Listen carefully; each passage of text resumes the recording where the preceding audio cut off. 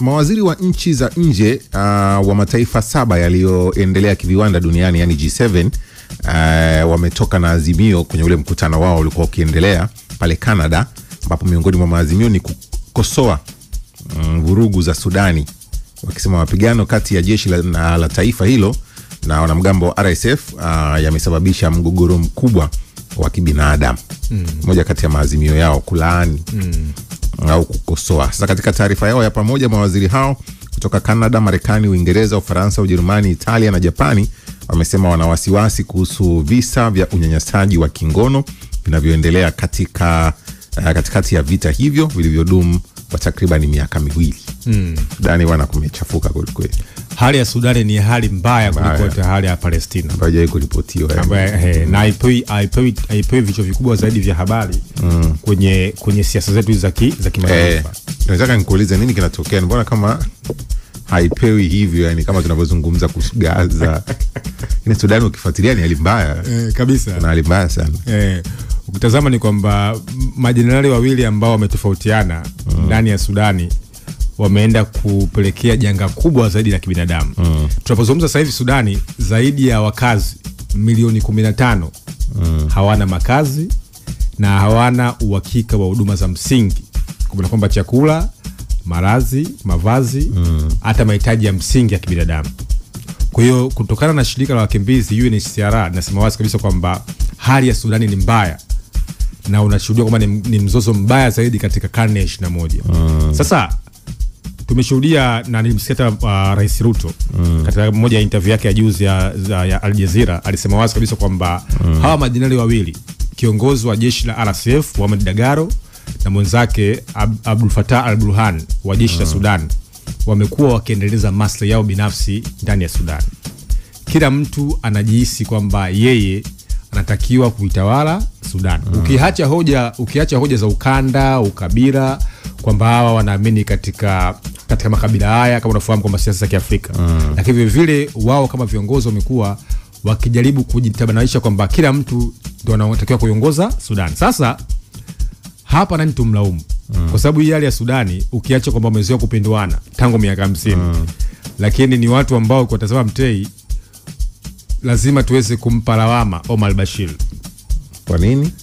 Swali zuri, kwa nini? Omar al-Bashir kabla hajapinduliwa mwaka 2019, sawa, alipokuwa madarakani alianzisha jeshi ambalo linaitwa RSF, Rapid Support Force, ambao kiongozi wake ni Mohamed Dagalo.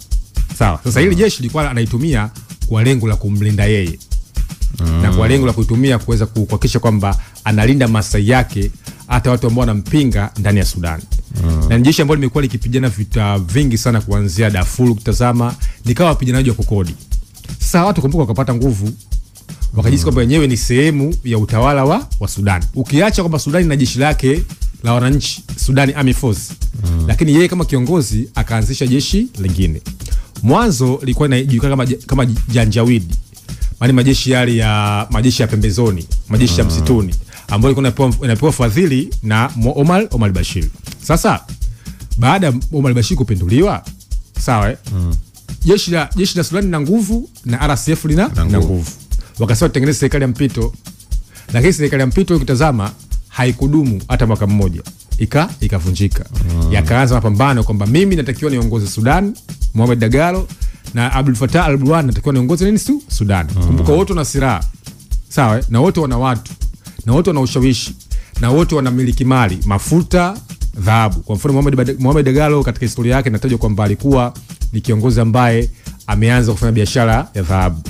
Kwa hiyo alikuwa anauza dhahabu hata nchi kwa mfano za Uarabuni na nchi nyingi ambazo naamini kwamba wataweza kupata pesa.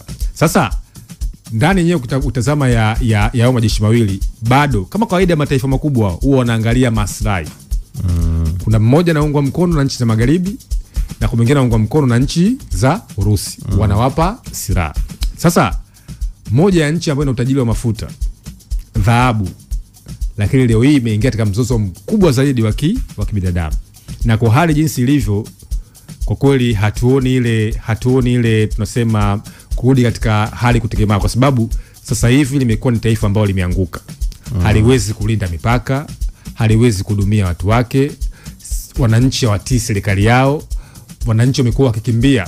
Nimeona video moja kuna mtandao, mama mmoja yupo na watoto karibia 3-4 wana njaa wanaonekana wajara, kwa sababu hauwezi utafuta chakula, kuna vita, hakuna amani. Kwa sasa jumuiya za kimataifa wanaonya kwa hali ya Sudan. Nimeona kwa mfano ICC wanasema kwamba wanataka kuwakamata watu majenerali wawapeleke The Hague kwa sababu wamepelekea mauaji ya haraiki.